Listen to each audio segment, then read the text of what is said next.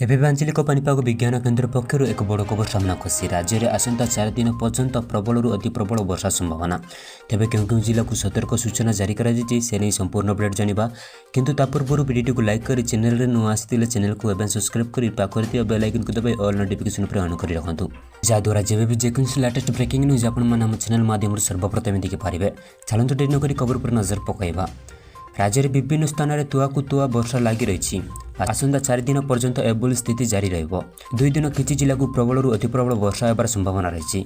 आज बरगढ़, बौद्ध, सोनपुर, संबलपुर आदि 4 जिलार प्रबल अति प्रबल वर्षा एवं झारसुगुड़ा, सुंदरगढ़, केन्दुझर, मयूरभंज, देवगढ़, नयागढ़, खर्दा, जगतसिंहपुर, कटक, केन्द्रापड़ा प्रबल वर्षा होबार आशंका रही।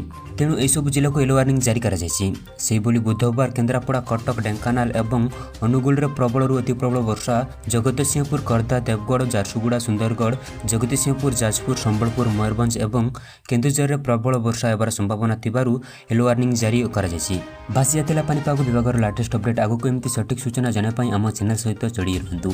चैनल को एवं सब्सक्राइब कर पाखर दिया बेल आइकन को दबाई ऑल नोटिफिकेशन पर ऑन कर रखु जहाद्वारा जब भी जेकोसी लेटेस्ट ब्रेकिंग न्यूज आपण आम चैनल माध्यम सर्वप्रथम देखिपारे।